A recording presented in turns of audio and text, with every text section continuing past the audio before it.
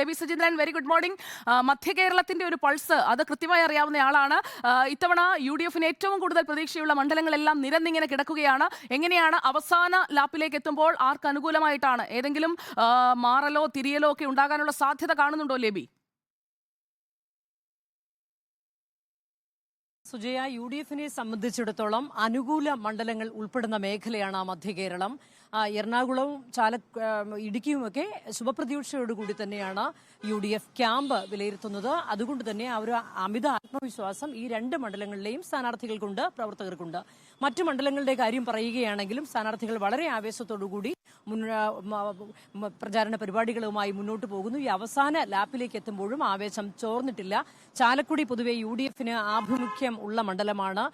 എങ്കിൽ പോലും ഇവിടെ ഒരു വളരെ ജനകീയനായ സ്ഥാനാർത്ഥി നിർത്തിക്കൊണ്ട് LDF രംഗത്ത് വന്നിരിക്കുന്നു. C. രവീന്ദ്രനാഥാണ് സ്ഥാനാർത്ഥി.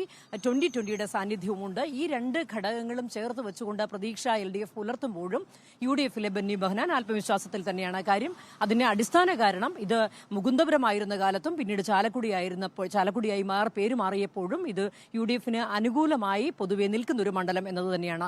നമ്മൾ തുടക്കത്തിൽ കണ്ട രാഷ്ട്രീയ കാലാവസ്ഥകൾക്ക് ഈ മൂന്ന് മണ്ഡലങ്ങളിലും വലിയ വ്യത്യാസം അനുഭവപ്പെട്ടിട്ടില്ല എന്ന് പറയാം. പിന്നെ ഏറ്റവും ശ്രദ്ധേയമായ മണ്ഡലം KC വേണുഗോപാൽ മത്സരിക്കുന്ന ആലപ്പുഴയാണ്. മാത്രമല്ല LDF-നെ സംബന്ധിച്ചിടത്തോളം കഴിഞ്ഞ തവണ മത്സരിച്ച് കയറാനായ ഏക മണ്ഡലം ആലപ്പുഴയാണ്. ആലപ്പുഴ ഉൾപ്പെടുന്നു മധ്യ കേരളത്തിൽ. ഈ ആലപ്പുഴയെ സംബന്ധിച്ചിടത്തോളം ഇത്തവണ KC വേണുഗോപാലിനെ തന്നെ കളത്തിൽ ഇറക്കിയിരിക്കുന്നത് ആ മണ്ഡലം തിരിച്ചു പിടിക്കുക എന്നുള്ള ഒരു പ്രതീക്ഷ മുന്നിൽ കണ്ടുകൊണ്ട് തന്നെയാണ്. ആലപ്പുഴയുടെ കാര്യം സുജയ്ക്ക് അറിയാം. കാര്യം ആലപ്പുഴ എന്നത് മറ്റ് മണ്ഡലങ്ങളെ അപേക്ഷിച്ച് കോൺഗ്രസിനെ സംബന്ധിച്ചിടത്തോളം സംഘടനാ സംവിധാനം പൊതുവെ കുറഞ്ഞ ഒരു മണ്ഡലമാണ്.